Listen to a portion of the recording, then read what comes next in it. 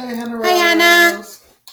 So, as I was saying, I'm really excited that you guys are here. And I'm excited because this is a meeting that I wanted to start doing when we decided to make the SAFEhouse a co-op like 3 years ago. And it's taken me 3 years to carve out enough time to actually start doing this meeting. So I'm really stoked that you two are here for this meeting. Be free. So the purpose is that when we decided that SAFEhouse would be an artist co-op, we never really implemented a program on how to give artists a stronger voice. And so this meeting is designed to strengthen the artist voice in the organization and to move it towards being more of a co-op. Hi. Hello. Hi, Mariana. Hello. We're recording for Hannah Rose. Oh, okay. Hi. I was just saying that I'm excited about this meeting because this is a meeting that I've wanted to do for 3 years. Wow. And this is the first time that I've been able to carve out enough time in the schedule to do this. And the reason for that is that 3 years ago, when we decided to create the artist co-op, we never really created a real plan for helping the artists have a stronger voice. And we've been just running ever since then. Like, it's just insane. And so this is really the first window of time that we've had to do this. And July, as you guys know, July is the beginning of the new fiscal year. So it's July 1st is when our bookkeeping turns over. And I really needed to get through SPF. So the end of July just sort of developed organically. And as you guys know, we also got the strategic plan grant. So this is a really good time for the artists to have a stronger voice in the organization because Mark Vogel and Beatrice will be engaging with the artists to find out what the artists think the organization should be, right? So my idea was like, okay, why don't we finally do what I've always wanted to do, is get the artists in a room together once a month and actually have you guys be in charge of making decisions. That's the point of this, is we want you guys to be a true co-op and to make decisions. So a big part of that is that I have stepped down from being the executive director. My new title is co-executive director, and we hired Hannah Rose to be the interim co-executive director.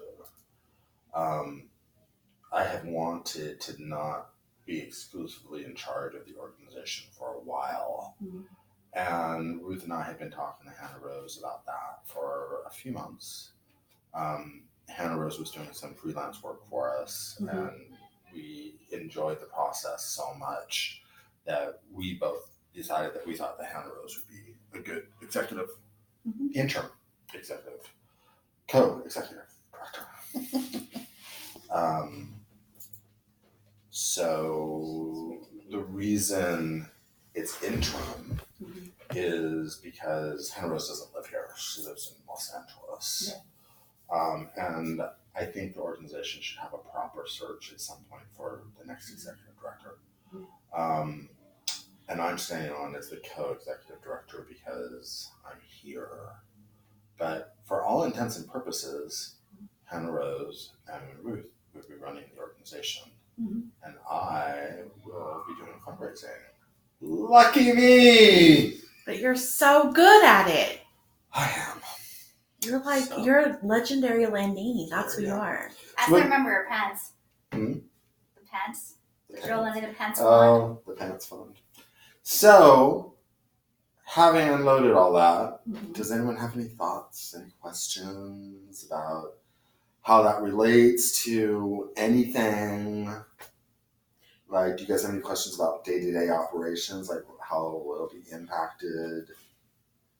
My main question, I mean, like, for keeping weight, I think it's going to be really clear because it's going to be between Hannah, Rose, Ruth, and I. Mm-hmm. But I'm fine with that. Well, it's been very good. Even like Marissa commented that it's been like really we're on top of stuff. Yeah, which is I feel good about that. And Ruth is now working on our development calendar, which relates to bookkeeping. Yeah. And we're getting ready to do our 990s, so that's great. 990s are the nonprofit taxes that are due in the fall. So, and so some examples of things that Hannah Rose will be in charge of. She'll probably take over the calendar. I was going to ask that. Though I think you guys could do it. You know, I think that you and Jesse could certainly support her in that. Yeah. Hannah Rose will do all the raw stuff because I've done it for 13 years. I just don't want to do it anymore. I mean, I have a lot of opinions about it, but I'm sure I'll share all of my opinions with Hannah Rose. But for all intents and purposes, it'll be Ruth and Hannah Rose communicating with the raw artists and what else? Bookkeeping. Everything. It's basically not going to change much. No, yeah, it won't really change much. It'll be the same things that we do now. It'll just be Kind with an additional party, in the mix. Yeah, pretty much. Because I don't see you in the next couple months like being completely gone. So I'll still be around a lot. Yeah. Sure. We've also hired 2 other people. We've hired Jesse.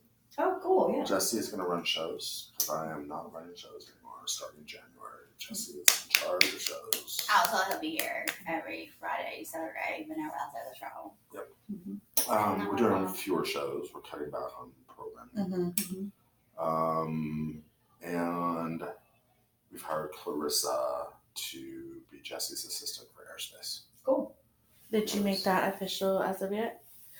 Yeah. I haven't heard back from her, but. Oh, before she left yesterday, she was like, "I'm ready to get started." And I'm like, "Yes, let's do it." How do I make that? She's with Bananarama. She dances with Tanya Kanisi. For sure, I do. I know. If you saw her face, you would know who she is. Because I'm so good with names. Yeah. Yeah. But if you saw her face, you'd be like, "Oh yeah." Yeah. That's not that would be. So there's all of that. So I sent you guys an agenda. Does anyone? I have it. Yeah, I looked at it. I've been having a really interesting week to start with, but everything's going to be fine. Yeah. Late. Shut up. Extremely late. And poor Hannah Rose has missed your presence. Yeah. We have a chair for you. So Jesse, we just finished covering. I was explaining why I've been wanting to have monthly meetings with the artists, the strengthen fill-out program. I broke down the whole thing about how and why we hired Hannah Rose and you to run shows in January and Clarissa to be your assistant for airspace. She's covered all of that. Has she accepted? She didn't get back to me. She will. Don't worry. As So long as now- you don't pull her hair. She doesn't have that much hair to pull. She wants love. She wants attention. I want to give her attention, but you said not to. Hey, no biting the foot. Because we get her too excited. So does anyone have the agenda? Yeah, I do. Oh, you do. So that's it. Oh, thank you. Okay. Okay, so we talked about Hannah Rose. So next thing I want to do is I want to talk about the lead artist program. Well, let's talk about this group first, I guess. So the idea, Jesse, is I've always wanted the artists to have a stronger voice in the organization. And with me stepping down and hiring Hannah Rose, and the strategic plan happening, I feel like now is a really good time to create this monthly opportunity where people could come in and participate in the process. It's actually going to be mandatory for some people. So if anyone wants to work with our organization, they have to show up at these meetings.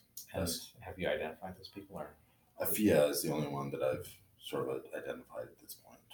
Because She's doing the November 2nd program, and I said the only way I would support the November 2nd program is if she came in and supported us. But if she doesn't show up today, what does Like that right now? Well, because there was supposed to be an airspace meeting this morning, I exempted her from today's meeting, and so she's going to sit in on the August meeting. But you said there was no August meeting. 24th, coming today? The lead artist meeting is going to double as this meeting. Oh, okay. So there's 4 community, Right. right? And then 8 Right. additional. Like, I might just cancel the lead artist meeting altogether. Like, the lead artist meeting has not been very productive this year. And Like, it's I don't feel like small. we've accomplished very I mean, much. who are the lead artists right now? Well, okay, we're going to get to that, definitely. Yeah, my artist has been absent in a couple of meetings, and I apologize. On one meeting, I apologize. Well, that's the reason I wanted to make it monthly, because with only 4 a year, if someone misses a meeting, that's 6 months that you don't get a chance to really interface with us. But if it's every month, then the way I'm imagining it is that we as a group will decide who needs to attend what meetings. Mm-hmm. So we'll work with Afia, and we'll just be like, oh, okay, Afia, if you want to work with us in November, we expect you to attend August, September, and October, Mm-hmm. and then we'll support your project in November. Right. And then if you want to drop out, you can drop out. Totally. Right? Or if you want to do phase 2 or whatever. Mm-hmm. So I think I want it to be collective decision making, Mm-hmm. right? I don't really need to be in charge. Mm-hmm. And the more I'm in charge, the less likely you guys are to step up and provide leadership, right? So, like, some things that I'd like to see us do is make some of these meetings public, where we can announce it on Dancers Group, and we can have community meetings where we can invite new blood to come in and learn about the organization, about these meetings, and about ways to become involved. And of course, these meetings will also happen on Community Day. I haven't quite decided what they're going to look like at Community Day. Okay. One of the reasons for that is the lead artist program has shifted so much this year, in some good ways and some not good ways. And so it's definitely a good idea to talk about it today. Every time I have to do the books, I'm like, okay, who's the lead activity? So I can bring them. All right, well, it feels like people want to talk about that, so let's just jump into that. So we're now down from 10 to 5 lead artists. So Wow. Holy shit. Zach dropped out this week. KJ dropped out about a month ago. Brenda, we kind of kicked out. Kind of. Thank you. But she still has having a show in October. Oh, it's still on. Yeah, no, she doesn't. That's not one of the 12. We went through 12 or 6 or 12. 6 on each side. Yeah, she's not one of the 12. No, not for winter, but isn't she on? Fall. We'll do it. Then let's do that before I leave. Okay. So that's Brenda, and then who's the other one? Irene. Irene, I kicked out too. That was So all it's that. basically you 3 plus Kitty and Ray. That's it. Okay. So the downside's pretty obvious, right? The upside is you guys have all stepped up and sort of grown into your positions. And I kind of feel like anyone who dropped out wasn't committed in the first place, or wasn't a good fit. So like with Zach and KJ, the downside is they were spearheading the gala. But now I'm in charge of fundraising, so you're taking on I'm canceling the gala. I'm not gonna do it. Oh, You're Well, fascinated? we have free are you ones gonna give me now. my $25 back? Well, I mean, we have to do some fundraising, so. I'm kidding. I mean, I just don't think we're ready to do a gala. We just don't have the infrastructure put together. Like, yes, we can invite our friends to a party and make Couple $100 a bucks. couple $100. You know, I mean, it would be fun, but it would make more sense for me to spend a year putting a real guest list together. You know, and Making real connections with possible funders and all that. schmoozing and giving them the Lundini experience. So that's why bringing Hannah Rose in makes a lot of sense, because now I can't use the excuse of coming to see shows and the scheduling. I've cleared everything except grant writing off of my desk, and even Hannah Rose is going to do some of the grant writing. So 90% of my job should be fundraising. So I think I should put together a real gala next year. Does this mean that with this new avenue for you, that the board is going to now step up and support you? I'm going to have to put together a new board. Part of being a fundraiser and the board, I'll probably go back to being the board president. Yeah. Since I'm not. Because you're not executive. There's no Right. conflict. So, yeah. I think I'll have to, part of my job over the next year is to build the board up to be a really strong board. So by the time we do a gala a year from real board. Yeah. You know, Yeah. So it would be a whole learning curve for me. I've never done that, so I don't know what it looks like. But it's my job now. So, Don't be too enthusiastic. what? Don't sound too My job. enthusiastic. No. Well, here's the thing, you guys. Hannah Rose put the projected budget together for us, which is great. There's enough money to pay all of us this year, which is great. Hannah Rose and I are getting paid the same amount of money, so we're each getting paid $1,200, which is not that much money. The bottom line is, when I leave, you guys are gonna have to hire someone and pay someone $70,000 a year to do my job. Someone's gonna have to get paid $70,000. When you leave and when Hannah steps down.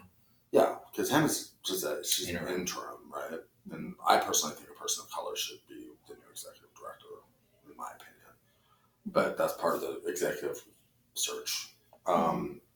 So eventually, when I leave, someone's going to have to get paid $70,000, or at least $50,000. Are you getting any retroactive pay? Joe? I mean, there's no money.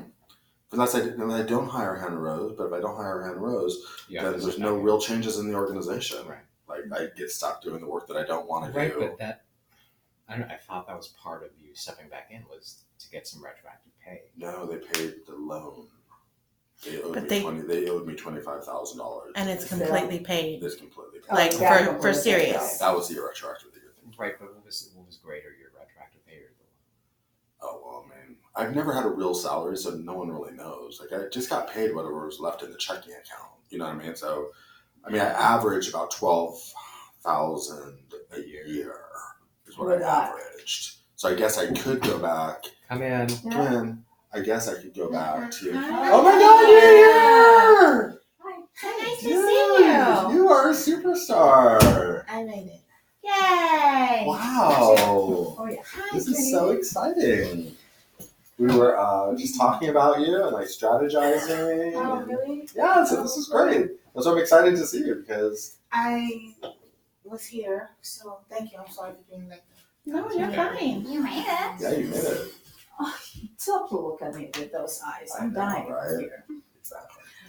She's nice and calm, which is nice. Okay, so let's give Afia the I'm sorry. the recap real quick. We're recording for Hannah Rose. So this is a group that I've wanted to get together for about 3 years because I wanted the artists to have a stronger voice in the organization. We've hired Hannah Rose to take over my job, so Hannah Rose and I will be sharing my job. She's in LA, right? It's a recording for her. Oh. So Hannah Rose will be doing all the operation stuff with Ruth, and I will be in charge of fundraising. Okay. And we talked about we've also hired we She's hired saying that bad an assistant for Jesse for airspace, and we've also hired Jesse to run shows in January. So I will not be running shows anymore starting in January. And then we talked about my full-time job will now be fundraising. So we just started talking about what the fundraising will look like and what the board might look like in the next year because I have to put a good board together in order to do effective. So we're fundraising. setting benchmarks, right? We're saying this is what you have to accomplish in order to get your 12,000. I'm not getting. Oh, to get 12,000 this year. So now we're talking about pay. So we were just saying that Hannah Rose has finished putting the projected budget together, and there's enough money for everyone to get paid this year. Hannah Rose is getting paid $1,000 a month, and I'm getting paid $1,000 a month. And then Jesse was talking about me getting retroactive pay, and I don't think I'm getting retroactive pay. I mean, if I raise a shitload of money, I might go back to the board and say, you should give me some of this money for retroactive. Well, I don't know, Yeah. just sort of morally, I think it's something you should put in as a stipulation. Like if I meet my benchmarks and exceed them, then I get this as a bonus. Yeah. Usually it is something that is done. In general, I agree. We have Well, like, this It's is more exactly the kind of thing that I want artists to have a say about. Like, Hannah Rose and I are planning on bringing the projected budget to you guys and having you guys look at the projected budget. And I think that when you have opinions like that, I think it's really important that we'll have note takers eventually. And the note takers will send those notes to the board and say, the advisory artist committee or whatever you guys end up being called has given you this recommendation. Right? And of course, I want some of you guys to be sitting in on board meetings, so you guys can bring that information to the board meeting and say, we all met and we all think that Joe should have a benchmark, that if he raises this amount of money, that he should get a percentage of it. I think that's great. I think that's a really empowering thing for you guys to say and do. Part of the challenge is that what I'm realizing is that when I leave eventually, if they hire a real executive director, that person's gonna have to get paid $70,000 a year, like between $50,000 and $70,000 a year. And so it's really important that I get the fundraising organized so that when I leave, the organization's in a good place to be able to pay someone a real Well, are salary. we looking at that? Like, how long is Hannah's tenure? She's gonna stay through the strategic plan. So the strategic plan starts on, Beatrice is starting now. Right. Awesome. Mark will join Beatrice in September. Now they're working on two different elements. Beatrice is working on cultural equity and airspace, and Mark is working on infrastructure. Right. For the whole SAFEhouse? The whole organization, yeah. Beatrice is more focused on airspace, but also the cultural equity component within the organization. That's great. So, That's great. yeah, it is. It's inspiring. Exactly. So Hannah Rose is committed to staying for the 9 months. The strategic plan will finish July 1st, a year from now, right? And then I would imagine she'll probably stay on and produce Westwave, because Westwave will happen the following fall. Right, but will she still also assume your executive director duties? Well, then we need to also we need to put out a search for an ED. But there's no money to pay me. Right, but I'm saying like we can at least start and say we have candidates on the board. Well, I mean, I think most people would probably assume that you should probably get through your strategic plan first. Right. Because the strategic plan is really, It's what really will probably something happen with the shift strategic plan, the organization strategic plan will of probably come up with this conclusion. We will probably pay Mark $30,000. He will probably say that at the end of the 9 months, right? Well, Well, I yeah, mean, because it's that's something what we we can start. put in the strategic plan now. It's like we need to do an executive search. I mean, that's gonna be rough. 50 to 70K a year is not much money. Well, the good news is I'm not leaving anytime soon. I'm not going to leave until I've raised that amount of money, I'm committed to staying until that happens. I'd like to pocket some of that money before I leave. Yeah. Right. That's my goal. It's like, yeah, let's find that 70,000 so I can put some of it in my pocket before I retire. Right. Yeah. So that makes total sense. right. And the point of having Hannah Rose is so that I can just concentrate on fundraising. So in terms of the structure of the organization of these meetings, this is why your name came up. So why I'm so excited you're here. So we've talked about you're sort of the first person that we've reached out to and invited to be part of this group. Eventually, I want to make it public so other people could join. And so Jesse was sort of like, oh, well, what does that mean? Because your program is not necessarily a raw program. It's not an air program. So it's a new thing for us, right? And new things are good. We're excited about new things. But what I was saying was we want community partners like you to be involved in the organization, but we also want you to have opportunities to come to these meetings and have a say on how things are done, right? And to ask for support. Yes. You know, these are the meetings where I think where the Lead Arts program has dropped the ball and where Airspace has dropped the ball is people have not committed to supporting each other. And that's one thing that comes out of this meeting. I think that whoever participates in this meeting and gets to be decision makers also has to support each other. Yes. Right. And I think at each meeting we should make a commitment of what that means. And Because how we can't all be at everything. No. Right. But like for an example, I thought a really good example was once we get your program onboarded, why can't the rest of us post your application process on our Facebook pages? Yeah. Why can't Yeah. we support you and do Yeah. that? You know what I mean? Yeah, Not totally. just show up at your show on November 2nd, but also reach Do out to something. our connections. Yes. And that's a way for us to sort of be like, Afia, what does this mean? Like, I'm going to put this on my Facebook page, but I'd like to have more information on what you mean by X, Y, and Z. Because I know that I do a quarterly newsletter, and I totally can blast, anybody else's information and support anybody on my newsletter, and also post on so I would definitely be, willing to do that. While I'm passing out flyers, if people have flyers, I can also drop flyers for the other people. I think that that's what a community looks like. Yeah. And I think that that's one of the things that I'm hearing, not just, how I felt in different things of the programs that I'm with, but also just hearing feedback on other people that's a part of the Safe House residency, that they just feel like they're not getting the support. But it sounds like, we're promoting community, but are we actually doing community work within our artists? Or if we identify what that means. Yes. I And think that's a big thing of like maybe identifying what does that mean and what does accountability look like, Yeah. And we've never done that. We've always been too busy. We've always been like rushing from one crisis to the next. And historically, this is the first time we haven't had a crisis. Well, and I'm sorry. Can we talk about, you mentioned accountability, what does that mean? Well, I think that if we as a group all agree to do something, that we all agree to the accountability of doing it. Right? So for example, the way that we can be a part of Raw is that we do our hours. So that's accountability. So what do we set up in that type of format for us to be accountable for each other as artists? So does that mean, like you suggested, that we once a month promote whoever's thing, or we take a turn to promote? So something written in that this is what you're gonna do, you have to do this, and this, just like how it's written in Raw. So you have to do your hours in order to be able to get your free space to da. So that's accountability. So us being able to figure out how that looks, and then have us be able to say the only way that you can be a part of this is to do that, is to show up in this way. I agree. So that's good. So I feel like we're sort of getting off on the right foot. So that really makes me happy.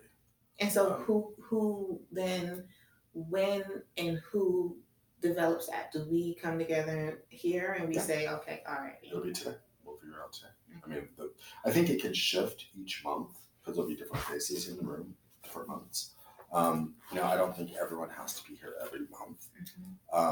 Like we were saying for you, we were thinking about asking you if you would commit to coming in August and September and October, and in exchange, when November rolls around, we're all committed to coming to see your show and supporting your show in whatever ways that you ask for support. And in exchange, you agree to come to 3 meetings and support us as we're trying to figure out whatever the heck it is that we're happening. And then at that point, and for a person like you, if you're sort of like, oh, December, I'm really busy, I'm going to drop out for a little bit, that's totally fine. That you're sort of like, I fulfilled my commitment, but I want to come back in the spring maybe, right? And then at that point, if you decide to come back, you come with a proposal and be like, okay, this is my proposal for this spring. Yes. Right.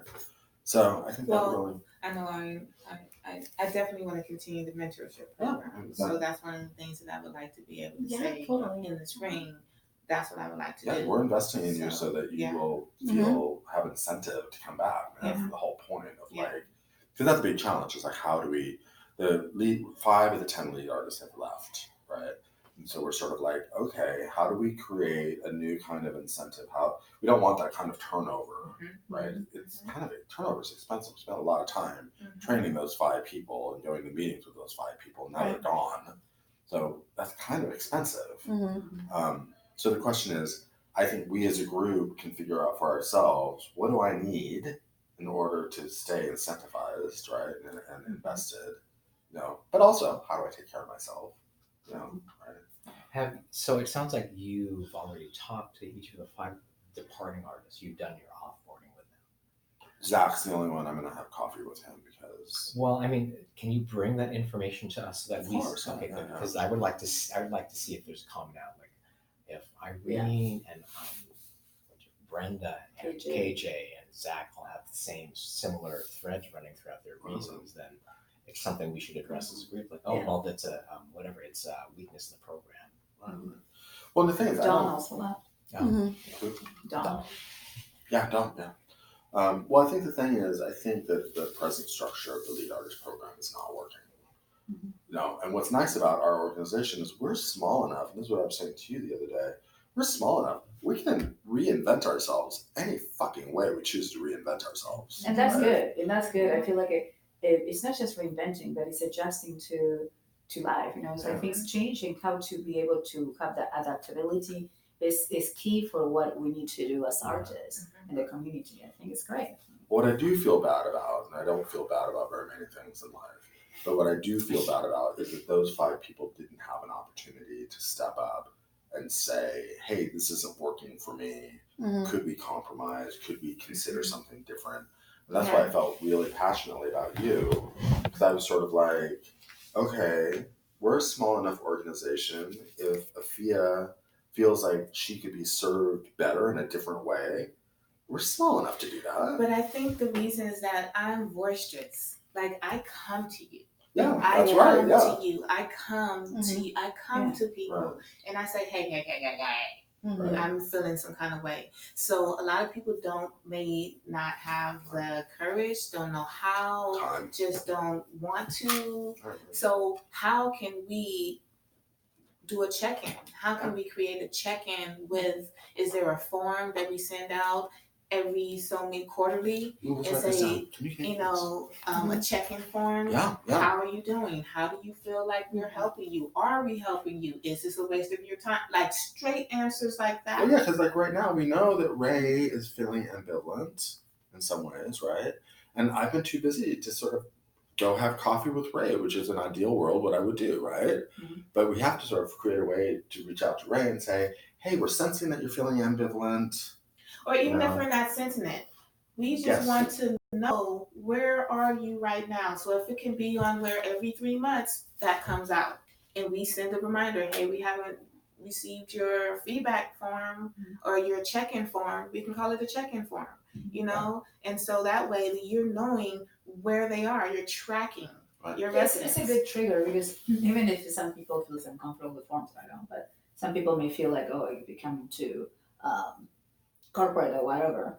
It is a good trigger. I think it's a great idea because it will trigger maybe someone not send it, but maybe reaching out to Yeah, someone and saying, well, hey, I don't really, or have an option. You can either fill out the form or you can schedule an appointment to That's speak what to. I was going to say. Because Yeah. when it's a form, to me it sounds like work, and I'm like, Well, let's do No. this. Let's do this. What if we each contribute one question for a form for Ray? Why don't we have Ruth make a form for Ray? Mhm. Because Ray might be at the community day. I haven't heard back, But she's out of the country. Yeah, she's so would everyone be comfortable submitting one question? Because I wanted to do that for the raw program, like Right. each We quarter. should do that for that. Each Well, quarter. let's start with baby Yeah. steps. So let's start with Ray. I would like to Thing. nominate. Yes. I would like to nominate Marina. Ezra Mhm. to check in with Ray on August 24th. Would you be Okay. willing to do that? Mhm. So we'll so not like send her the questionnaire, but like have a chat with her. yeah, just say, listen, we'll send the form. We'll say you don't have to do the form if you don't want to, but this is a possibility. Mhm. And then have you follow up and say, if you want to submit the form, I'm more than happy to read it. Joe has nominated me to meet with you, right? And that way, then you can check in with the group and say, hey, I checked in with Ray. This is how she's feeling. Okay. What do you think? Yeah. Oh yeah, no, that's cool. Because I was thinking that, like you said, if she doesn't want to do the form, well, how about we take coffee or tea, Yeah. and then On the we 20th, see if she can do it on the 24th. but still kind of go off the guidelines of those Yeah. questions when Yeah. you do. Well, you can also make it like they don't have to fill in their name. They can leave the name Anonymous. blank and be anonymous if they're like, I really don't want to say who I am, but I'm feeling this way Right. in order to protect myself in my bubble. Yeah. These are my feelings. And then we can be like, okay, somebody feels this type of way. And we can address it separately. Exactly. So So that's an interesting thing because I was thinking, like I've been having through a lot of things through work, and I will explain later. But anyways, so I was like, okay, as a lead artist, I know that the bookkeeping and it's important and whatever, but somehow because I live far and I work every single flipping day, how I can be here and sometimes I cannot. How much should I keep being a lead artist? Should I pull out or keep supporting bookkeeping wise or whatever? But it was interesting because I felt that if I was obviously I don't have problem to say it out loud, but if I was going to say it in a bigger meeting with not with the people who are here, but everyone else, I don't know how that was going to be received and how supported it was going to be. So I wonder if it is an aspect of that. I mean, like an aspect, and this is from me, but maybe also for someone else, an aspect of feeling not judged because it's not that, but having assumptions and kind of, like, so Oh, no. you don't want to do. Yeah. So how we can change that? how we can change. I'm not saying we change who we are, but how we can change it as an organization for someone to feel comfortable to say, hey, this is not okay, or yeah, this is okay, or how, what we can do to change maybe the way that as an organization we approach that. Does that make any sense? Yeah. I think this is the place to start that. Like to start creating the language, start creating exactly. codes of conduct. Like when we function in a meeting, we don't cross talk. We let the person talk, and we sort of have ground rules like your statement should always be this. This should be I, not you, or like Yeah. it should be talking from your experience, not saying, well, so and so did that. That's bullshit. Although that is also a component, but like really just sort of like ground it and like this is the structure, and people feel comfortable working with structures, like as opposed to just going to a meeting cold and saying, I've never been here before, especially if it's someone brand new. Yeah. And there are some people who are not comfortable talking in public. Yeah. So once we give them a structure to work with, and like really like this agenda was golden, man. This is like, wow, you're on top of your shit. I appreciate you having the agenda. Okay, good. This is what we're going to talk about. Yeah. It makes it clear, like, like this is what we're going to, like, then I don't feel like we're just meeting for the sake of meeting. Yeah. Like, and so that is appreciated. Yeah. So yeah, things like that. You're right. Like we should start creating that now. Yeah. Here. I think so that will be, because I don't think that anyone it's not ill based. It's just that who we are naturally, humankind will have like create assumptions and whatever. It's up to us to check ourselves and not doing that. But as a group, when you start to bring all that energy together, it can be really hyperventilating. Especially like you say, someone who is not fully aware of who we are as individuals and how we come together. Well, given that this group will expand and contract, like Yes. we'll have new faces here. Like if we have a set structure, then we can say these are the. And I feel like one of the six structures that could be is understand that the group will expand and contract. Right. And that we all accept that as a part of the fabric of what this group is. We're going to have, great collaborators that will come by hopefully whatever, or sometimes they will come and leave and come back. Yeah. And it should be okay. Yeah. And we should be okay, like if we will express it that way. This is how the program is going to be. We're going to maybe have, I don't call it core people, but I don't know, we can call it something else. People that is more like long-term, that they are like with a commitment that is year-round. There's some people that will come when they're, so they don't feel that they are giving empty, that they're running empty, but they come with that energy, they bring it to the group, they bring it to an institution, and when you see that, okay, that's it, I think it's going to be cleaner, clearer, and more powerful energy too. Yeah, and I think that we could do that quarter. I think each quarter we could be like, okay, we have 3 meetings this quarter. What do we want to tackle in these 3 meetings? Who wants to participate? Who's going to take a break? And then we could even we could put the agendas on our website, and people could just be like, oh, I wonder what they're tackling this month. And they can go to the website and be like, oh, they're going to be talking about cultural equity. I'd like to attend. So that's something I'm interested in. But I don't know if you guys have a traditional exit form? No, that's what we just mentioned. So because in general, just as I was coming in, and the reason why I'm saying that is because people of color tend to come to the same, So as I was coming into the aerospace, the raw, one was leaving, and she was just kind of voicing her concerns, and so kind of like giving me, well, girl, a heads up. This is what kind of the culture is here. And I was like, oh, that's interesting, because I didn't have that the first time that I worked with the SAFEhouse, And so it was just really, someone else came to me and said, well, this is what I'm experiencing, another person of color. And so I don't know if Beatrice is going to really like bring in the people of color and talk to the people of color, or how that works, because that's something that needs to be kind of like, what I'm feeling is like the people of color here are feeling really left out. Well, let's do this. Now, Beatrice has given us her scope, which a scope is a description of what the work is going to be.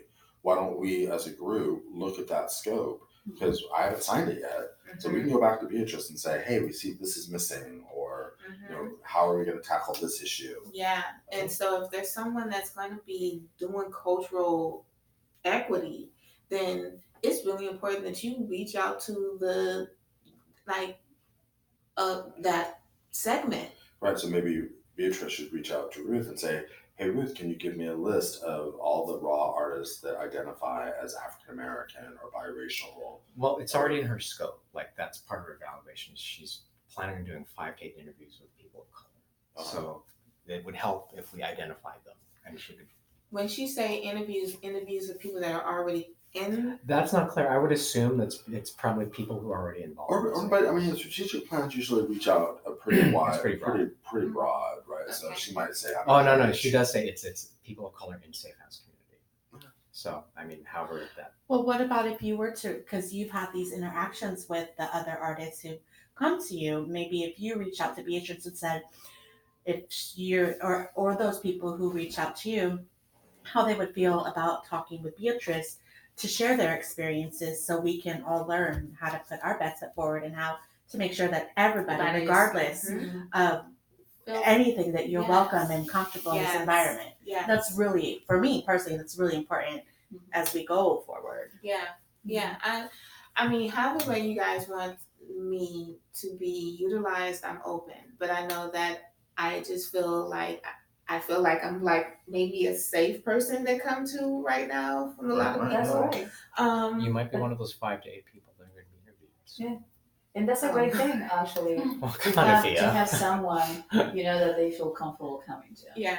Well, and also because you're doing the November 2nd thing, it makes sense because you're inviting your community to come to SAFEhouse, right? Yes. So this is a great way to say, hey, I'm only bringing my people to your building if I see improvement or if I, you know what I mean?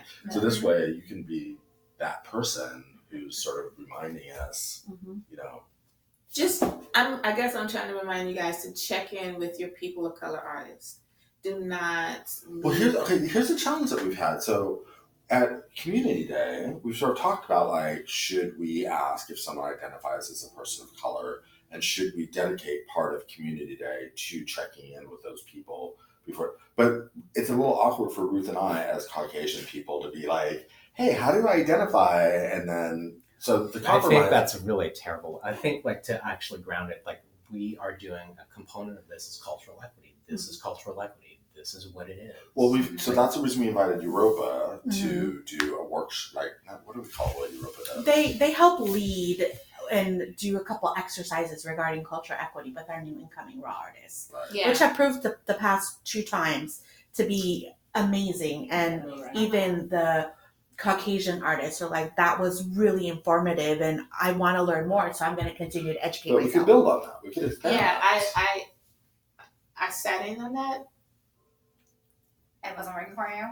Yeah, to be honest. I did not even get it. I didn't. So if I'm a person of color, have you checked in with me to see if that was awesome and amazing for me? You know what I'm saying? So was that something that was really useful for me to have? Like, what did it talk about? What was it doing? What was I supposed to get out of that? Because I think that the one that she led, I was like, okay. And as I was doing that, I was sitting here talking to another person of color, like, and we're looking at each other like, what the freak is going on? So it's like, you all may think that it was amazing, and I'm not, downing anybody, but like, maybe that's one of the things that you check in with Beatrice. Have Luopa check in with Beatrice, make sure that they're hitting all of the points that we may need to hit, so. Well, on August 24th, we have an opportunity to do better. Mm-hmm. So does anyone have any suggestions on how we could create a doorway for artists of color to identify themselves and ask for what they need? Would you be interested to help do that?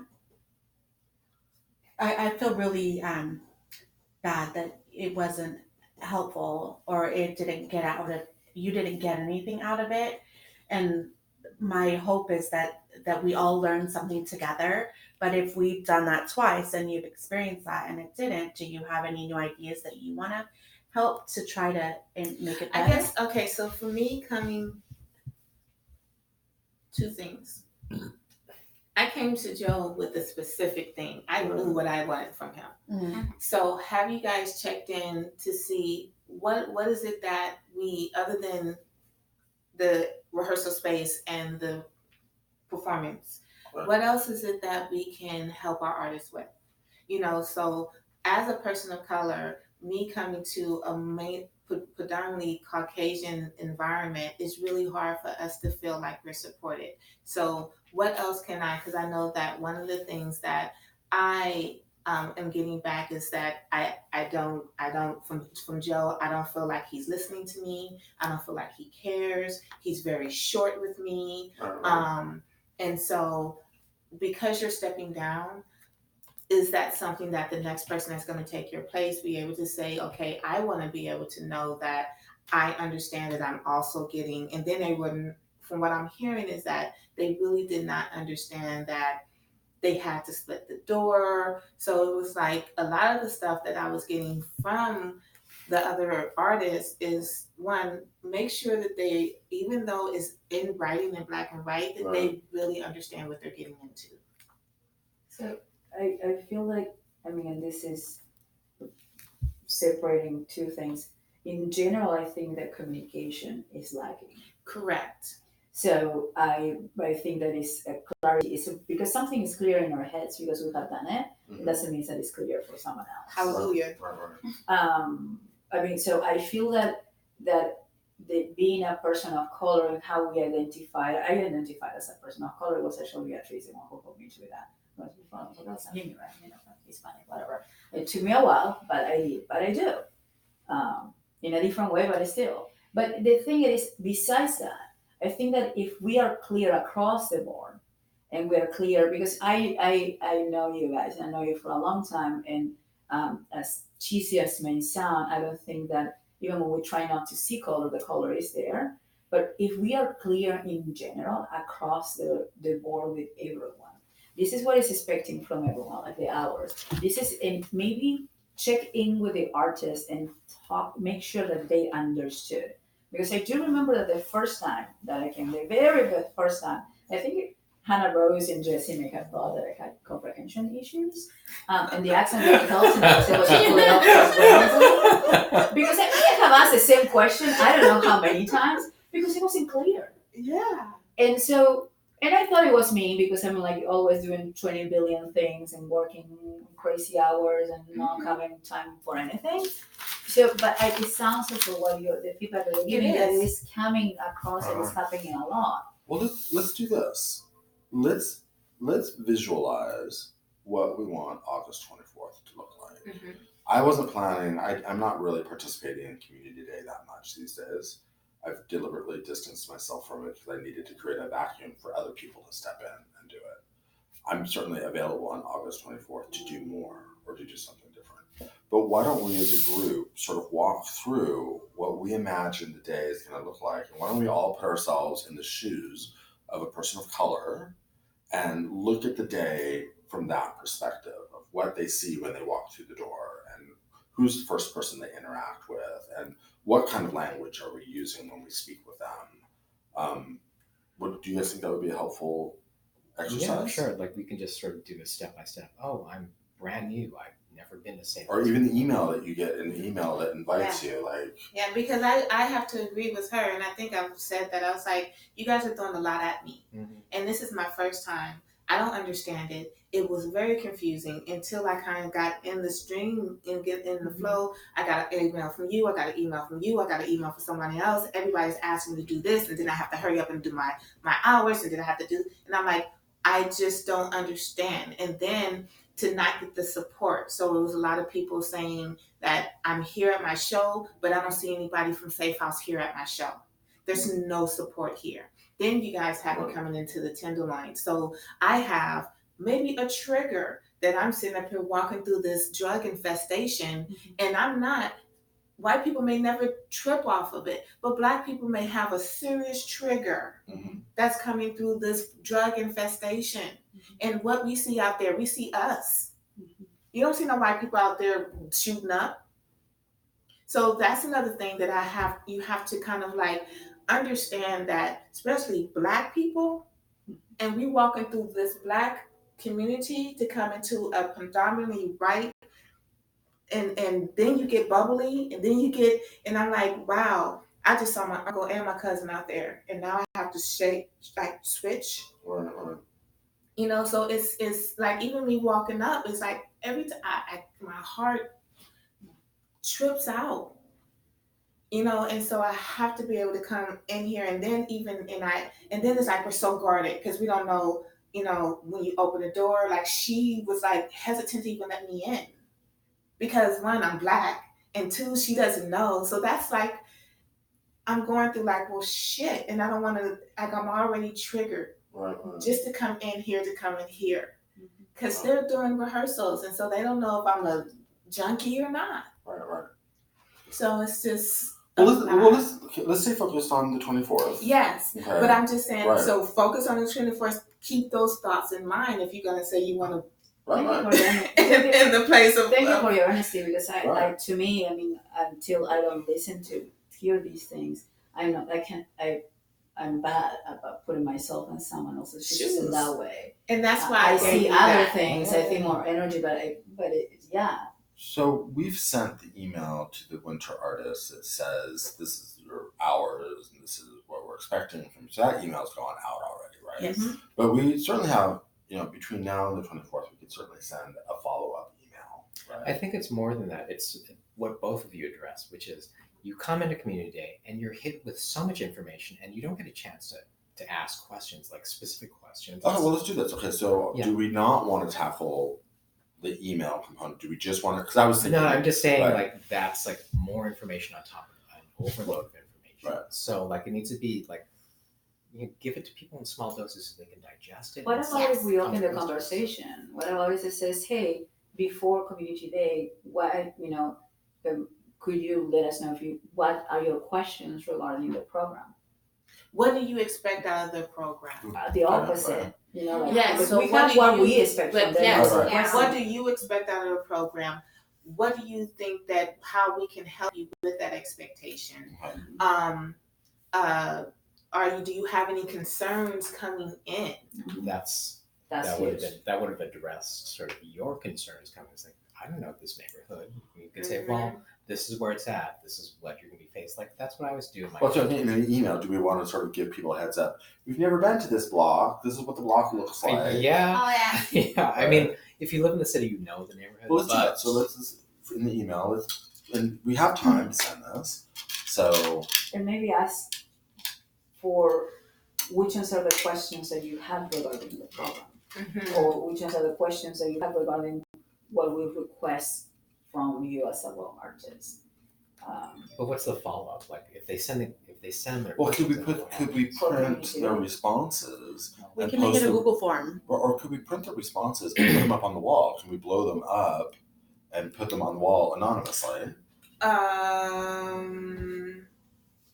Are we gonna address them then? Yeah, because we'd be like, put them around the room. Oh, this is what some of the people in the room have given us as feedback. Right, and then we could set aside a half an hour, be like, okay, guys, we put all your responses anonymously on the walls. Now we're going to spend a half an hour having a dialogue about what we read. Can I say, Yeah.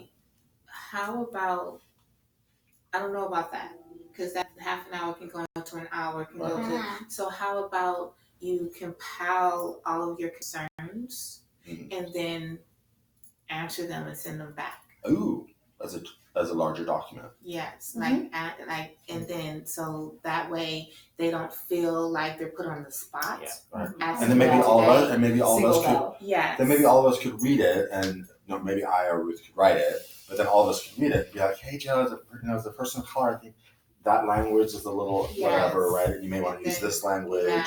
And then maybe on the website, Joe, you can have, you know how people have questions, like, you know, Facts. yeah, like what to expect, Right. as you know, like so these questions Right. can just now be something that I don't know, like a fact sheet. Yeah. Yeah. Like simple questions regularly asked. Yes. What is expected of me? where is the neighborhood like? Yes. You know, am I safe? Because people are worried about. Because eventually the same questions are just going to end up It getting is. repeated. Yeah. So these are So- some questions that you may have, Right. and we've already answered them for you. Yeah, a fact sheet would be really, really good. Let's do But let's do right on the, not something that they have to, like right on the page, like a fact sheet page. Like the slide. We could put a slide because then it's a ticker and it's just rotate. But I think the community day feels rushed because we always had a show.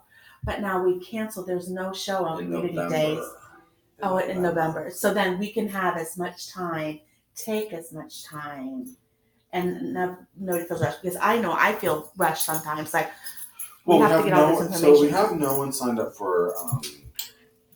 Hey Jesse, we have no one signed up for choreography feedback at this point. Mhm.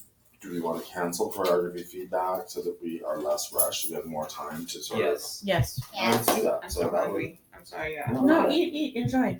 Yes, but So we let's should do that. also talk about that because it's something you want to implement. Oh no. Like again, like we're talking about accountability. Maybe that's something else that we make people. Well, let's push it to the. Can Let's put it to the we hold that November. Afia, besides shouldn't be part of expectations, how we can it. help, It should be concerns coming in, separate. questions regarding the program, do you think there's any other specific thing that would benefit if it was that is needed to be addressed? Or is something that a question that they might want answered? Or should we skip the Europa thing? I No, I mean, but we should make it more. It should be. It should be more inclusive. And it should be more specific. Like she's really all over the place. They. Like her they. Sorry, God. They have a really weird focus, and like I think part of it is they don't have direction. Like we should say, hey Europa, we want you to address more of this component versus this component this time or whatever. Like it can shift, but they need more direction. What I've observed. Well, all right. So let's do that. Let's think of. Suddenly our favorite person around. Let's think. Smell that chicken. Let's think of things that we want to share with Europa. Well, can I make a suggestion? Yeah. Please. Can we stop you? Is that the suggestion? It's an observation. No, okay. If you want to slap me, it's all good. If you need some chicken, Because I'm so fine, it's all good. Yeah. I think that it would be really good for Europa to meet with Beatrice. And once Europa meet with Beatrice, then we can be able to have Beatrice help her, if Beatrice has the time, to be able to help her to hone in what she's going to talk about. I think that would be, have Europa let Beatrice see what she's already been and just kind of like restructure it a little bit. Well, I thought that in how we wanted after our training was we wanted to go ahead and continue on to something new each time to like expand it. But I don't think that we've done that. We've just been doing the same. And it can same evolve. I mean, thing. that was 6 months ago, so we can evolve what our goals are with Europa. So maybe we can email them and say we'd like to. I don't know. I don't even know where I begin because I'm barely learning what mine. Oh, I'm fine with that. I don't care. I'm hungry and I realize I have she's food warning you too. keep your fingers. Well, away from what that. does the group think in terms of Beatrice giving Europa as a coach? Well, I think that's great, but also we should be able to see what Europa is going to be doing. Like now, it's definitely like Europa comes in and does what they And want they to do. don't share anything because I've reached out and asked about that twice. That is not okay. That's not But okay. here's the other thing though. Going into it, What- no. Right now, Beatrice's time is paper thin. Not when we're There's- paying her $75 an hour. But I mean, is Beatrice going to be able to have the time to meet with Europa, and is Europa going to be receptive to meeting with Well, that's Beatrice? So then Well, that Europa is not the one that needs to be Yeah. doing it. yeah, exactly. That's what I'm thinking. Oh yeah, because And it if should be a kind of Europa. If you don't connect with us, then you're not going to do this. You don't get paid. Right. It really is that simple. Like that's the But do you leverage. think it would be if we not have the same person do it all the time, but we had other artists of color step up and initiate that part of our orientation If they want to, yeah. if they want to. You know, maybe it's Well, not I mean, just if- always You're right. Europa, maybe Jesse, maybe Mariana, maybe Afia, even Esra, like somebody else that it's always somebody different, not the same person doing the exact same thing. So, Afia, would you be interested in being paid to do it in November? When is it? November. Is it 23rd. after- Oh yes, as long as it's after that show. It's it's the Saturday before Thanksgiving. Yes, I would be. Yeah, and So let's just switch it up. Let's just Yeah. let's have Beatrice give Europa some training, some coaching for August, and then we're not obligated. but I think Beatrice should give anybody, like even myself, not anybody that's going to do it. Well, part of the strategic plan is maybe Beatrice needs to create some guidelines, Right. and then we share those guidelines with whoever's doing it. Mm-hmm. Here are the things that SAFEhouse has identified as important to us, right? Can you cover these things? Okay, so now let's go back to, Thank you let's continue. for that. I Yeah, appreciate thank you it. for that. That was huge. So, Now I want to work. So if your hands are big enough. Can I have seafood salad and And I have a spoon if you want. you guys, so Okay, in terms okay, of, enough for the eating. Okay, enough. We need to. you guys, Hey. you guys, in terms of August 24th, do you feel like we've spent enough time talking about this? Is there anything else on August 24th that we want? Which one are you on? Any Yeah. chance you can find out You what do, Europa is going to do so that Well, Beatrice is gonna. I Okay. emailed them to ask them again if they would Okay. share with me. I'll take over the thread. Okay, and then so before But August, she's not doing it now. Or is she still doing it? She's doing it. November. August. We've invited them so they're for not August. listening I to don't your want, and I number. don't want to revoke the Okay, invitation. got it. Well, you should revoke it if they don't respond. So I sorry. mean, yeah, if it's not going to fit our needs and if more No, people but are Beatrice, going to Beatrice can coach them. So, but is there time between now and then for her to do that? just let them want. Because I really would not want another artist of color to sit there and feel the way that Afia felt that day. Yeah, I mean, Beatrice and I have an ongoing conversation Okay. because Beatrice has to complete her work, her evaluation in the next 60 days. Mhm. So, because August 24th is within those 60 days, Mhm. I feel like Beatrice can add this to her. No gluten free, sorry. So now I'm going to send this form regarding expectations, how we can help, do they have any concerns, any questions regarding the program out to these artists prior, so we can get them back. You're gonna write a draft, and then we're all gonna look at it real quick and see if we want. Is there going to expand it. be time to do that? I'm gonna ask you guys to do it like within a Now. 48-hour period. Okay, I'll create the Google I form. mean, August 24th is still pretty far away. Yeah, No, but it's we not. want them. No, It's not. August 1st Today's is on 27th, Wednesday. so it's less than 1 month away. It's Free. 3 Saturdays away. I'm just going to put it out there. I feel that we can do this. No, we can. But I mean, I need to do that. I'm going to do that today. Yeah. I'm going to send it to you guys. You guys can edit it and add it, and when everybody's happy, we'll send it out. But I'd like to do this within a week. Is that feasible for everybody here? Mhm. Yeah. Well, really, you can just look at it and say it looks fine to me. That's fine. But if you want to add to it. Okay. So anything else with August 24th in terms of the language that we're using, the clothes that we're wearing, the lighting in the building, like, is there anything we're thinking of? What is the schedule like? Is it going to feel as rushed as it has been in the past? Well, let's review the calendar. So we know that airspace starts at 10 in the morning. And airspace usually finishes at 2. And historically, airspace splits. And so I think that we can probably assume that in August, airspace will be done with us by 2 o'clock. The lead artist meeting starts at 1. Which is this meeting. Right. And so we'll invite the airspace artists to participate for that hour. But again, they have not seemed very contributive. Yeah. So I don't know if we can change that by August 24th. Though,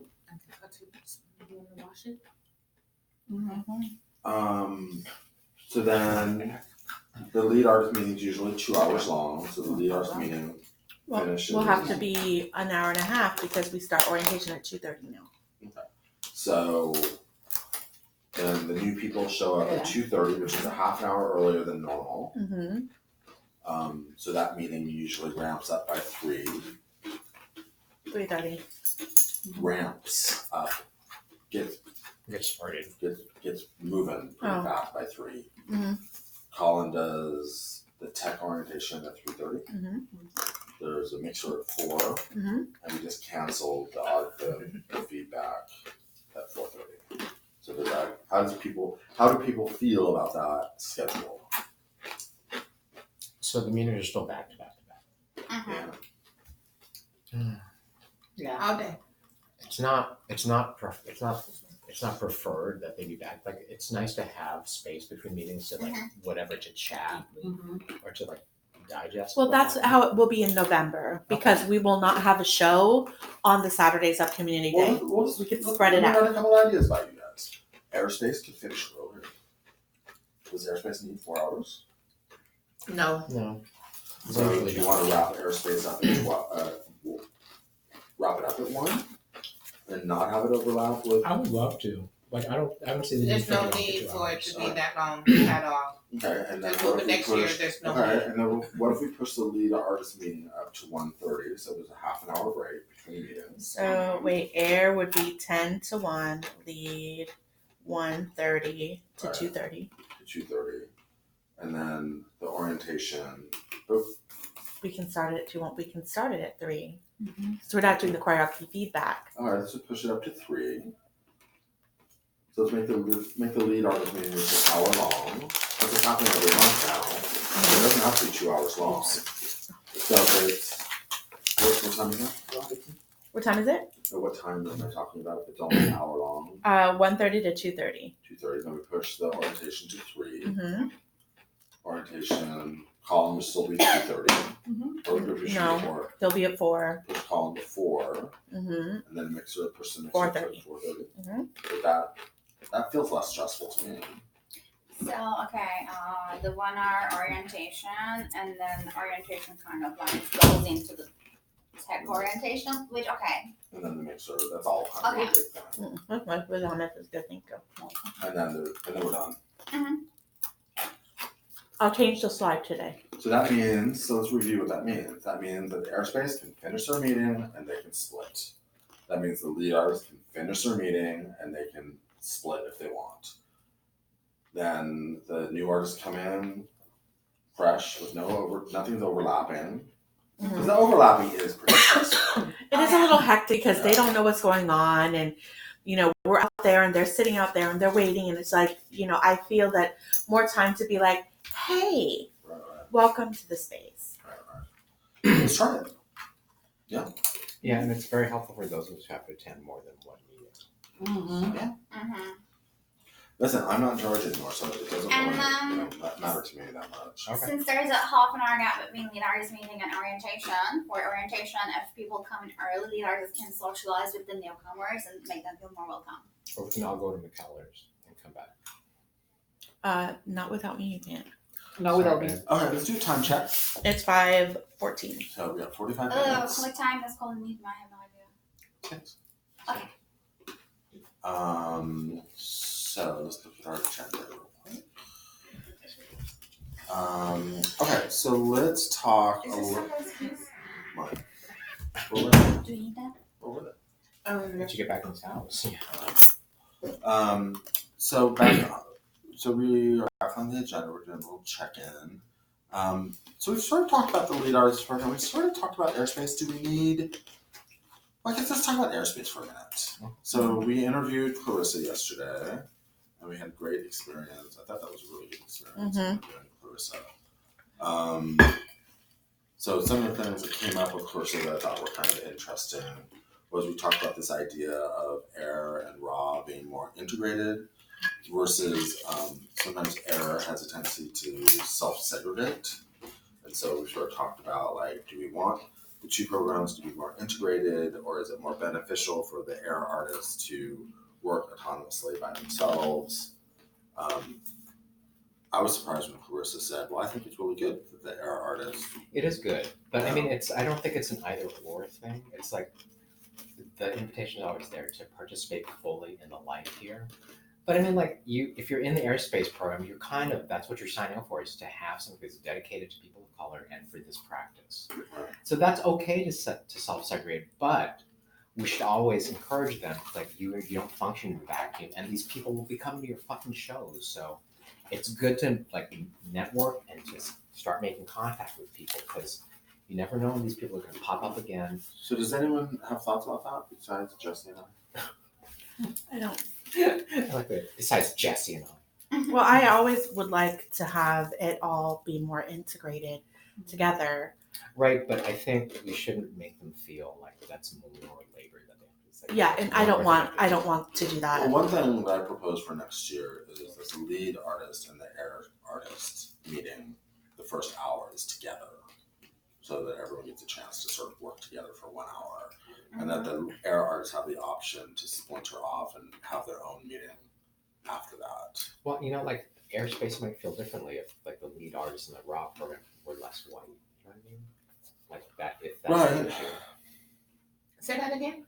Well, if the lead artist program, the rock programs were both had more people of color in them, they might feel less about self-segregating. They might say, "Oh, this is also a place for me, a place that I have community."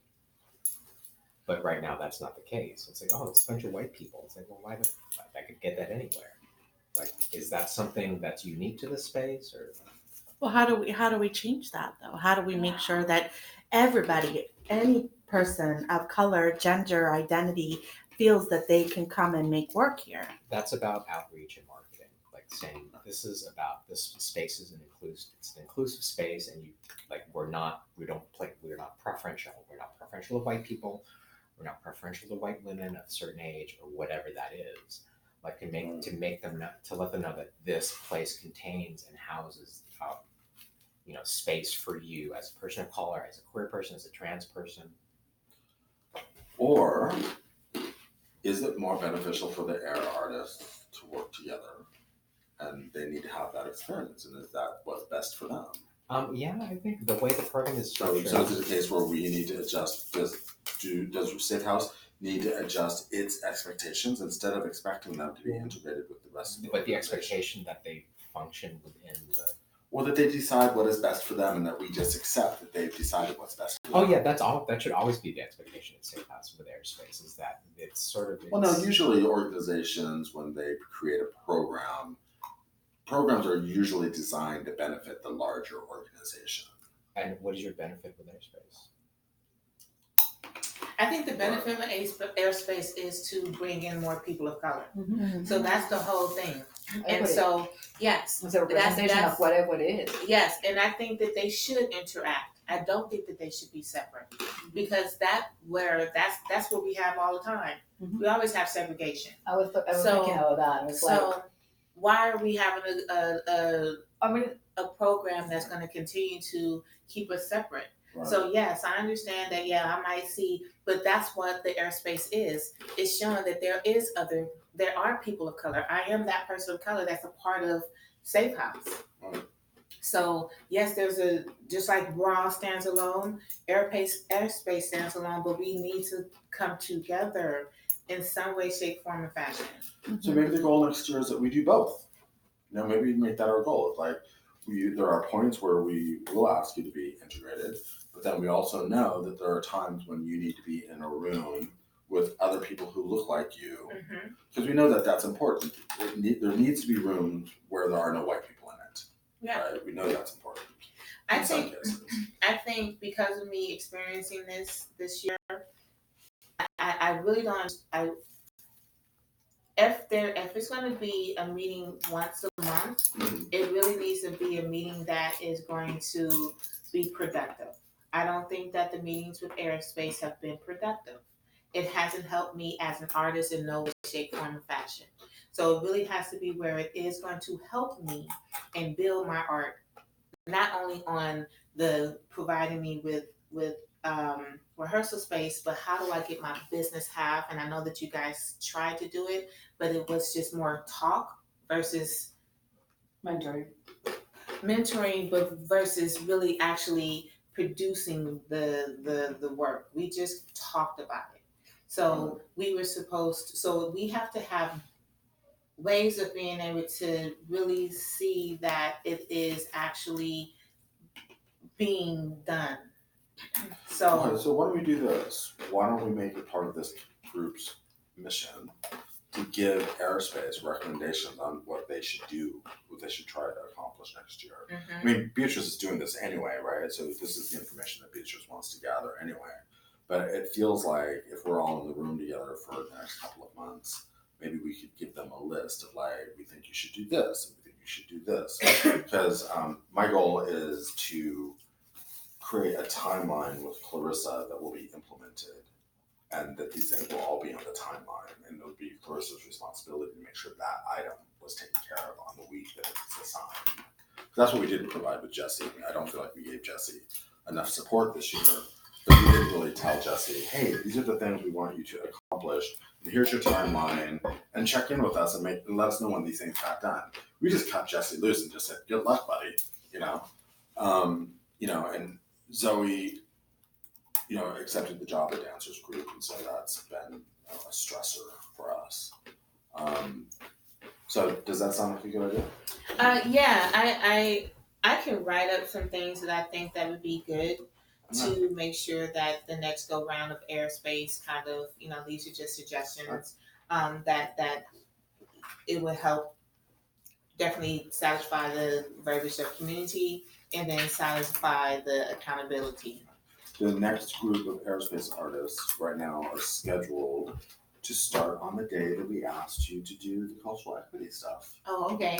So it works out really well. So we have until 23rd. So we have until November 23rd to get this all organized, which is a lot of time, you guys. Okay. That's 6 meetings. That's July, August, September, October, November. That's 5 meetings. Well, we have to be done by the 5th one, so 4 meetings. Yeah, I So- think it's the 23rd, right? All right, so let's Ruth, can you add that to our agenda for August? Well, what is it that I'm adding? It's called the airspace list. So do you want to bring that with you? Like a list of things that you think? Yeah, I can just jot it down and then I'll just send it to everyone so you guys can. We'll discuss it. We'll bring it and we'll run And through it. if these are just my feedback and suggestions. Well, the thing is, we have next year, the budget for next year is around, what's our budget next year? It's 2 years, For Aerospace. it's 18,500 for 2 years. So the budget for next year is around $9,000. So you guys can actually help give us recommendations of like, this is how you're spending your $9,000. We think you should spend 20% of it on this. So it's 1,800 for Airspace. For 2 years.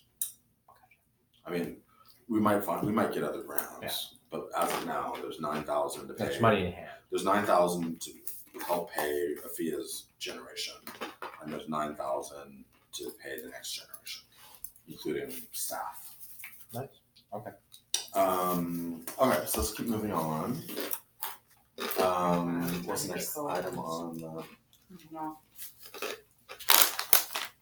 I want to get you guys out by 6. Strategic planning. Whatever, I'm just all over it. Strategic I'm not planning. good at All right, so strategic plan. We don't have to spend too much time talking about this. So we've sort of talked about what Beatrice is doing. Mhm. We talked about Mark.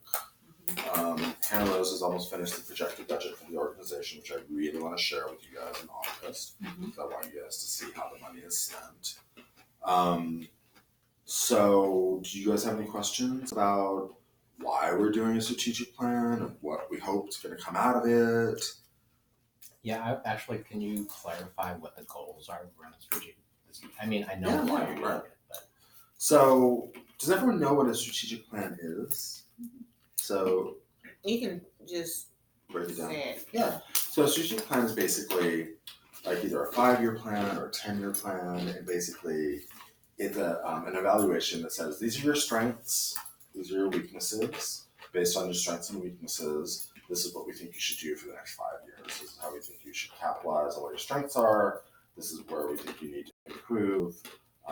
If you think you should hire more staff, you should pay your staff more money. We think your artists need more support. We think we're learning that your artists of color don't feel like they're being seen as well as the white artists, right? So that they gather all the information, right? And then they give recommendations on how you should move forward. So they might be like, 20% of Ruth's job should be checking in with artists of color to make sure the artists of color feel seen, right? And the executive director will be like, okay, Ruth, 20% of they're recommending that 20% of your job should now be doing this. And then it's up to the staff to sort of execute that, right? Or the board might come forward and say, hey, here's how we think Ruth should do this 20%. We think she should have a monthly cocktail party and invite those people to McKellar's. That actually sounds fucking pretty Right, good. I kind of like that plan. Yes, lead artists, can we put that in? Every month. Oh, we're cocktails and there. parties. Yeah. Bob's in. All people, all eyes. Aye. So Come on, Bobo. And Joe should pay for it. I. No, Yeah. I think it's I'm not SAFEhouse. gonna put that in. Yeah. SAFEhouse Hey, should be So- she's getting paid her. She's getting retroactive back pay. So. So some of the things that will come out of it is they might be like, hey, we think that you should start planning to hire an executive director. You need to upgrade your fundraising by 20%. You need to be ready to pay an executive director $70,000 by the end of those 5 years. We think Joe's going to leave by the end of those 5 years, and we want you to be in a place where you can pay someone.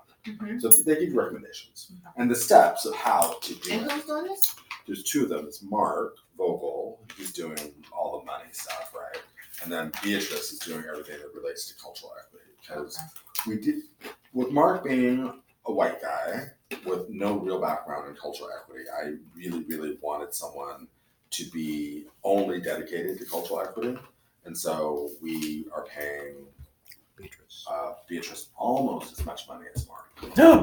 Almost. Almost, yeah. Girl. I think Mark is making $5,000 more than Beatrice. Girl. I won't even say anything. But Beatrice is going to do less work. Okay. So does that sort of It's like a as blueprint. on the strategic plan? It's a blueprint for a certain amount of years of what a company is supposed to look like. Right, and identifying what the problems are, and your blind spots. I think that that's going to. I think I will identify one. Yeah, they might be like It was more clear. they might be like 65% of your people think the Tenderloin is the wrong neighborhood for you. And that's important information Like for for your board example, to know. for me I will always just be able to bring my adult company, but I have a mentorship, youth outreach mentorship program to my Right. company. I cannot bring any of those kids to 2 points. Right, exactly.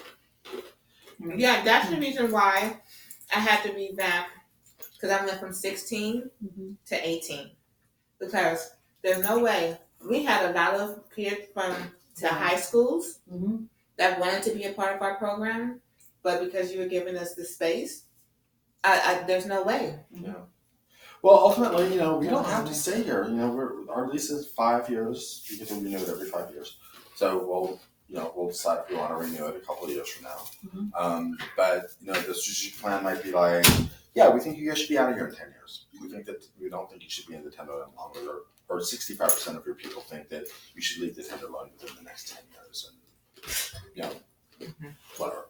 All right, so the next It's nice thing. to bring the culture to the neighborhood and to help to make a change, but in the other hand is how will we find, I think that will be something that we can into how we find that way to bring something to the neighborhood, but at the same time being able to reach and bring other kind of programs, you know what I mean?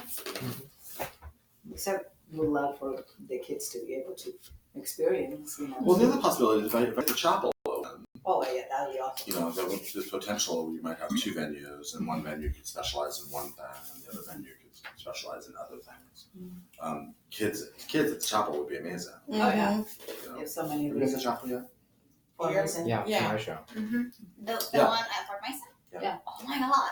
Yeah, I'm trying to get it. The city has funding for it, so I'm trying to convince the city to give it to us. So we'll see if it happens. So I think the last thing I wanted to talk to you guys about, we can even finish the meeting early, is Zoe brought up this idea of best practices. And this was at a meeting that we had at Intersection for the Arts 4 months ago. It was 4 months. And so Zoe brought up this term that I had never really heard before, or didn't really understand why it was important. called best practices. So does anyone? Mhm. I mean, I don't know if I As a know. bookkeeping, yeah. Is it? Oh, yeah. Well, Best that's- practice for accounting, best practice for Well, who has a definition for best practices? Because I don't really have Well, one. it's basically embedded in the term best Yeah. practices. It's Right. what works best for you, and like solidifying them and knowing what they are and being able to implement There are them. guidelines Yeah. to follow that, that gives you like a map, a roadmap of steps that they are better for the organization and a particular task that you're going to do. So it kind of applies to some of the stuff that we were talking about with you earlier when you were talking about the experience of some of the other arts of color. We've never had a best practices in terms of some of those things. So, the idea of best practices is identifying, hey, when you're doing community things, according to best practices, these are the 10 things you should probably try and hit with every community day, right? So I think, how did best practices come up with Zoe? I think we were having an argument. Yeah, I think And that's it was an argument about something. It was not a mean argument, but it was an argument, and we couldn't. It was all something decide. about. It was about the policies and procedures. Mhm. Basically, And that there are no policies and expectations. procedures. Yeah, Or lack thereof. yeah. There are no procedures here. It's Yeah. very like catch as catch can. Oh, by the way, did you do this? No. Okay, we'll do this instead. Mhm. So it's basically when people come into house manage and they've never done it before. There's a to-do list, but they don't know how to actually do it. So what I want to do with these meetings is I want us to, at every meeting, identify at least one best practice, right? And just have an ongoing list of things. And then we can, once we've gathered them, we can reflect back on them and say, this one's important, but maybe this one's less important. So just as an ending exercise for us as a group, because we've talked about a pretty wide range of things, why don't each of us propose one item that they think would be a best practice, and we'll include it in the next agenda. We can reflect back on it at the next meeting, and we can share it with Hannah Rose. We can share it with Kitty. I think something you should implement as a best practice is hiring the guy to do walking toward the tenderloin after every community Yes. day meeting, and having the artists walk around and see what The they tour. would. Yeah. Mhm. Do the tour every Yeah, time and too. it helps to have someone who actually has lived here, who's grown up here, and who knows it. Afia, did you do that tour with us? Yeah. No. It's really It's this guy who's from the neighborhood, Yeah. Former drug addict, right? Yeah. Formerly incarcerated. and now he He has. lived on the streets, he said. Yeah, he has a community He lived on the program streets, that yeah. actually does job training for people in the Tenderloin, and this is one of the things he does is he introduces people to like the places of historical note. And that's fascinating, like Mhm. to just know what this neighborhood is, and this is within like a It was- 3-block radius. Yeah, it was Oh, a cool. good block. It was great. It makes, to me, it was like I knew very little of it, but to see all the Cadillac hotel, that was one of the neatest things to see. Yeah. And then all of a sudden, the white kids didn't see the neighborhood as quite as intimidating. Mhm. Well, no, because Sort he of very bit like look, he just was very straight and said, look, these people are people, like treat them like you would any other human being with respect and dignity. So don't just walk past them, say hello, say good morning, and they will say hello to you. Yeah, they were. Like just very reinforcing, like they aren't bad people, they aren't criminals. Yeah. And Most of them, it's just because they live in the hotels and it's their porch. Yeah. You like to sit on your porch, right? Yeah. Yeah. I'm Well, not they like to this sit on my their porch, and that's their porch. And when I heard that, I was like, Mhm. it changed. Yeah, very much For me. sort of cementing And like so- this is their neighborhood, you're just a guest. Uh-huh. Yeah. And like you behave like a guest with respect. Mm-hmm. Okay, so who else wants to propose a best? So, a working tour of the neighborhood. The tour. For people leaving the community, we should have an exit strategy. Maybe have like a certain set of questions with which we interview them every time. Be Exit like things like what was your experience like being here? What were your expectations and did we meet any of them? Is there anything we can do better? What did we do well? What do you think we should keep as part of our practices? Love it. Yeah. I think a best practice that we should do is not just the exit, but midway check-ins. Uh-huh. It'd be great to do that and like at 3 different places. When you come in, like what are your expectations? What can we do for you? And then the midway point is like, are we actually doing these Doing things? that. And at the end is like, Did we did we do it? Yeah. And like, what can we do better? Yep. Yeah, like That would be great. Like that, maybe that's a questionnaire they get at community day. It's like, hey, what are your expectations? And so then we have a guidelines on Yes. being able to make sure that we're hitting what our artist is asking for us to do for them.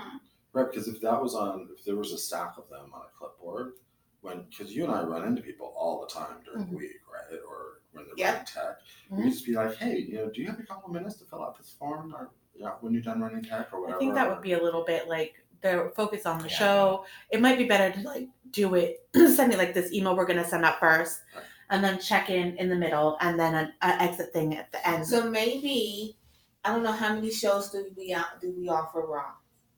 How many showcases? Just one. One per. Okay. So after so many rehearsals or so somewhere in there, something. I would even build it in. You'd be like, hey, at the end of your sixth rehearsal or your fifth rehearsal, it'd be really helpful for us if you would fill out this form. Yeah. Or just do a survey monkey and just send it out. Yeah, but I mean, with some kind of but it's paper. It's a waste of paper. Well, they don't have to use it. But if you do a Google form, just send it to them, then they can just fill it out in their own. I just remembered something. I'm not the executive director in charge of that. And Hannah Rose loves Google Forms. Say to the camera.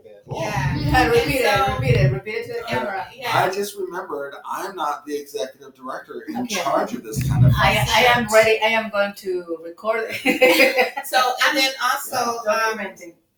So what would happen is you have that has to be built into one of the things that we actually need for you to do. And if I'm not saying that if they don't do it, there's consequences, but along with your hours, you also have to. It's good because I'm doing the next community day orientation, and I can add that in there that we're gonna do these 3 things. You fill this out prior. Then halfway through your residency, we'll send you something, and when your residency is over, you get an exit, so we can find out how the program worked for you. I'll incorporate that into there. It's a way that this is a way for them to collaborate into the program and make it, and adapt it. Well, then they have ownership. Yeah, and then they know what we expect of them. And maybe they'll feel like we see them and we hear them, and yes, it's important. That's my Mariana, do you have anything? I was going to say communication, to make sure that we have clear communication and don't assume that it's because we have done it makes sense to the person that's coming in. So try to maybe find a language that it is, more neutral in a way. But basically have more clear communication. That's basically what they've been saying. Okay, exit meeting. And also, I've heard this as a critique, which is there's never anyone here. There's no staff. And I know that, but what I'm saying is that as best practices, there should be someone here a lot. Yeah, they're never gonna happen. Well, we've changed that. I will be here now, back in the office every Friday. Yeah, but the problem is that if someone rehearses on Monday, they never see it. That's a problem. Yeah. But why? Why? Staffing sucks. No, I'm saying, why does it set a problem? You all are adults. We don't need to oversee you. You have a key. I think people feel isolated. Yeah. That's historically the feedback that we've gotten is I never see anyone. I just come in and rehearse and no one gives me feedback. I think that, and that's what it is. Yeah. So I think that what happens is we will not be here all the time. That's not what this particular space is about, but we will check in with you There's communication throughout your time here. Right. But I you just really won't like that. always see us. The main reason why I don't feel that way, even when I'm here, because I'm here on Sundays, 10 to 1. It's not even Ball is here. I can go see Ball. But anyway, and I do a lot of the things remotely, or keeping that I do. But the main reason why I don't feel so isolated, because I get in contact with them a lot because of the work I'm doing. So, but I can see that someone who maybe is not a lead artist, so is a raw artist and is just rehearsing and, having to do the hours, they could feel like, what is it? But we're not a studio. Yeah, exactly. We're not a studio with a desk front person that checks people in. We're not that. Mm-hmm. So I think that's it, going to communication, maybe it be specific of what we are and what we're not. So they can adjust expectations of what it is. So they have expectations and not assumptions. You know what I mean? Mm-hmm. So I think come the expectation of, oh, I come into this, I having free, space to rehearsal and show. I need to do this exchange, and I'm assuming that every time I come, someone will see me. I will see it. And so, if we clarify in that communication and also the checking in, it will start to create more of like, we're here for you, even if you don't see our faces. Well, I wonder if you'd even say, listen, you guys, the experience that we have found is that if you're rehearsing on Monday mornings by yourself, it can be sometimes isolating. One thing we really encourage you to do is come see shows, right? Yes. And the staff will always be available to check in with you at the show. And that's so good. It could be Jesse and I, because Jesse will be running the shows and I'll be doing the fundraising. And you're here on Fridays. So I wonder if the three of us starting January, could we have a list on our checklist, like who have we not checked in with yet? I have another question. Yeah. Can an artist get at least one free ticket to a show? Thank you. I'm open to that idea. Like, because then that way we will feel inclined to come and see other people's show. And then say, if you feel, you can make a small donation once you get there. All right. That's I'm like that's so much more accessible if you say your ticket's free, but it'd be nice if you could make whatever $5, $10 A small donation. I'll take a small donation. Whatever, if you have $1 on you that day, we will take it. Yeah. So it does make a big difference because like Ray asked for free tickets to SPF and Ray came and saw 90% of the shows. And it made a big difference having Ray in the audience, knowing she was going to be there for every show. But I will say, it, like you said, it makes a difference when someone, like, they're like, I'm going to support you. Like, Tally injured himself. He didn't make our show. But he came and asked him, like, hey, I'll comp you. He's like, no, I'm paying full price. Yeah. Like, why doesn't everyone do that? I mean, to the best of their ability. Yeah, because I couldn't, I came and I gave what I could when I was here. Yeah. But I made a point to show my face because I know how I am redeveloping my support system for Bahia movement, and I'm just looking at strategic ways, and that's what I've been asking for with the airspace. Is if I support you, you support me. That's what artists do, and that's how we build communities, and that's how we look at our art. Artists want people in the audience to see the art. Oh my God, you guys had 2 people in the show last night, and I think there's going to be 2 tonight, and I'm just sort of why isn't there a system in place to address this? And then how can we help people build their support? Yes, you need to do it before you get to the show. Yes. You need to say, hey, so I need help. I'm not selling my tickets. Can you help me sell my tickets? And how do SAFEhouse help people sell tickets? Well, maybe part of the thing is when we do that check-in is checking, because we do the Facebook event for them, and maybe they share, maybe then, hey, are you comfortable for me to go ahead and share? I'll share it with my audience, or I don't know how to figure out a question in there to ask them if they're struggling with publicity. Right. I don't know. Well, we've opened up a big can of worms, you guys, and we're not going to be able to tackle everything tonight. But what I'm really happy about is I'm hearing a lot of ideas, and it's really cool to hear people's worries. And that's kind of what I think we're also saying. I'm thinking about this, and I haven't had an opportunity to talk to anyone about these ideas or these problems that I see. We're not going to be able to solve everything. 2 things that we have thought about for next year. One is no one turned away for lack of funds. So maybe making that policy broader. Yeah. But I want a big conversation about that before we decide to do it. And then the other one is, do we start paying all artists that come through the door? Like, does everyone get a percentage of the door? Because we're finally at a point where we could afford to do that, and we make more money when we do that's it. the incentive for people to sell tickets. And if they're not getting doors, they're not going to invite people. Yeah, but also teach them how to sell tickets, right? Because a lot of people, and then make them. Everybody's not online.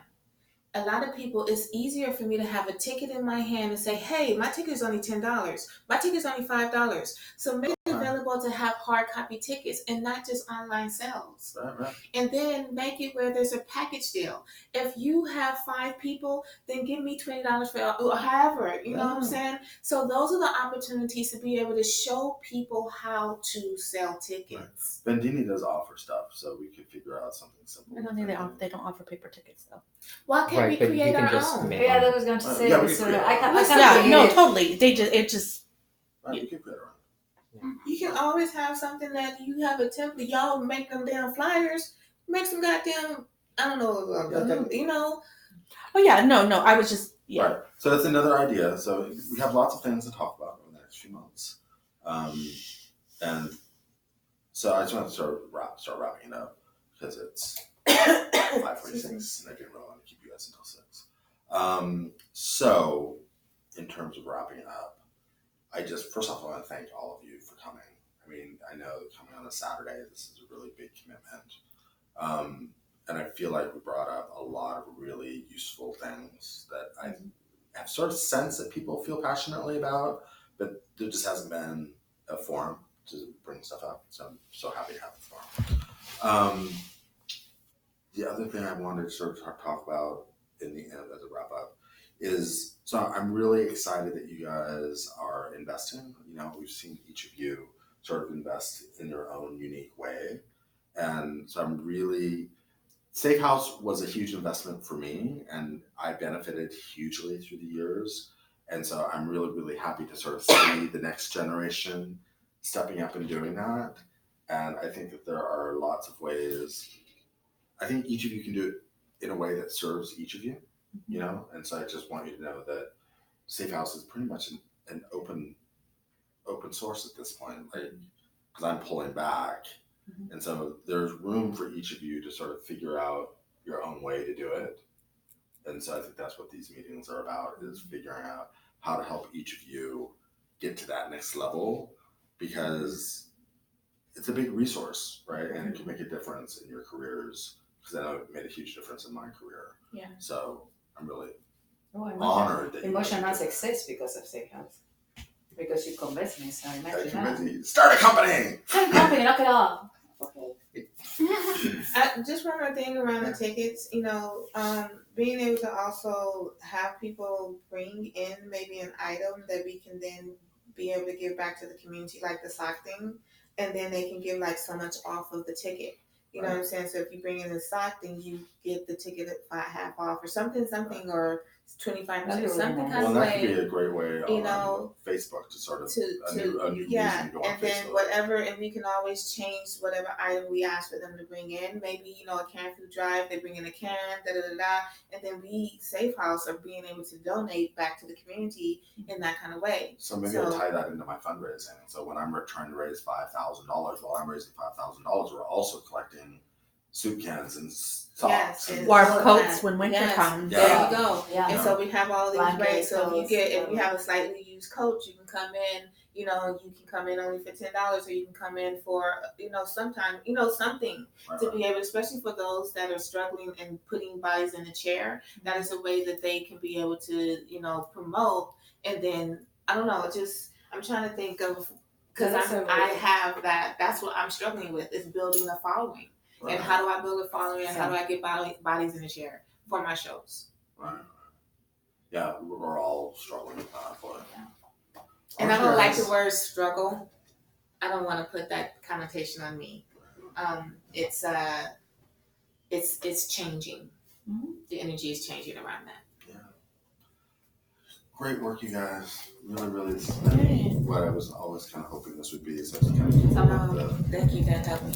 ended up being what I was hoping. So you're recording this for Anaerobes. Will you make this accessible to all of us? Once I figure out how to do it, yes. Kitty, Zoe, Kitty, Ray, yes. They want Yeah. your love. Oh yeah, Kitty wants to join Yeah. video. I don't have unlimited data, so I couldn't offer. Okay, I'm taking this little girl home. And I get to see my piece tonight. Didn't get to see it this afternoon, so I get to see it tonight. Your piece? Which one? The piece that I choreographed for that group in Oakland. I had to leave early because they were running late, but I get to see it tonight, so I'm excited. And The I'll send choreographed you a piece link. called zombie cockroach or the invasion of the zombie cockroaches. It was very interesting. Yeah, you saw it. I saw it, yeah. You mean Did see they it on dress video up or like see it little live? cockroaches See it on that video just or don't live? die? God. Die! That's how cockroaches in Buenos Aires. Are you kidding me? They